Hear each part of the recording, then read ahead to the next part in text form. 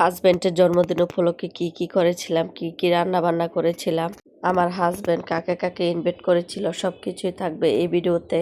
আসসালামু আলাইকুম, সবাই কেমন আছেন? Welcome to new blog. সবাই রাজিয়াস ফ্যামিলির পাশে থাকবেন। অনেকদিন পর লং একটা ভিডিও নিয়ে চলে আসলাম। হয়তোবা সবাই বুঝতে পারছেন আমার ভয়েস শুনে ঠান্ডা লাগার কারণে গলার আওয়াজটা অন্যরকম আসছে, কিন্তু কিছু করার নেই। আমার হাজবেন্ডের জন্মদিন উপলক্ষে কি করেছিলাম সবকিছু আপনাদের সাথে শেয়ার করব, যার কারণে ভিডিওটা করতে হয়েছে। আমার হাজবেন্ড কয়েকজন ভাই ব্রাদার্স বন্ধুদেরকে দাওয়াত করেছিল, তেমন বেশি মানুষ দাওয়াত করিনি, যেহেতু মোটামুটি অসুস্থ ছিলাম, যার কারণে বেশি মানুষ দাওয়াত করা হয়নি। হয়তোবা সুস্থ থাকলে আরো বেশি মানুষ দাওয়াত করা হতো, যেহেতু মেহমানদেরকে রাত্রে ইনভাইট করা হয়েছিল, যার কারণে দুপুরে রান্না বান্না তেমন প্যারা ছিল না। আমি দুপুরে তেমন রান্না বান্না করিনি। রাত্রে মেহমানদের জন্য যা রান্না করব, যেহেতু রাত্রে একত্রে রান্না বান্না করলে রান্না বান্নার প্যারা বেড়ে যাবে, যার কারণে বিকেলে 3 রকমের রান্না সেরে ফেলেছিলাম।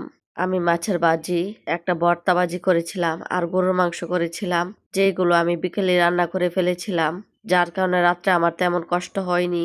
আর 2-3 রকমের রান্না আমি রাত্রের জন্য রেখে দিয়েছি, রাত্রে বলতে সন্ধ্যার পরে রান্না করব।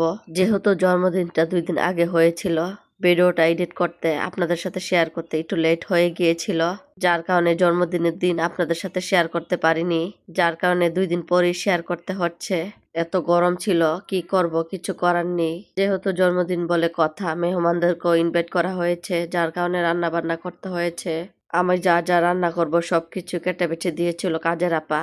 যেহেতু কাজের আপা দুপুরের আগে সবকিছু কাজ করে বাসায় চলে যায়, যার কারণে তাকে দিয়ে সবকিছু কুটে বেছে রেখে দিয়েছিলাম, যার কারণে রান্না বান্নাটা মোটামুটি কষ্ট হয়নি করতে, সবকিছু খুব তাড়াতাড়ি করে ফেলেছি। বিকেলে রান্না বান্না শেষ হওয়ার পর আমি গোসল ছেড়ে কিছুক্ষণ রেস্ট নিয়ে তারপর সন্ধ্যার পর বাকি রান্নাগুলো সেরে ফেলেছি।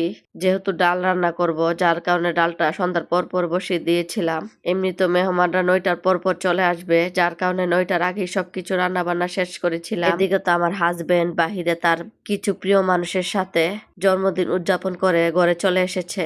তার দোকানও তাকে কয়েকজন জন্মদিন উইশ করেছিল, ওইখানেও একটা অনুষ্ঠান হয়েছিল। অনুষ্ঠান বলতে দোয়া পড়ানো হয়েছিল। এদিকে আমি তার জন্য একটা কেক অর্ডার করেছিলাম, কেকটাও চলে এসেছে। যেহেতু রূপচাঁদা মাছ ফ্রাই করেছিলাম, সবগুলো মাছ ফ্রাই হয়ে গেলে আমি ডিম করে চুলার মধ্যে বসিয়ে রাখবো। এদিকে যা রান্না হয়ে গেছে সবকিছু আমি রেডি করে রেখে দিয়েছি।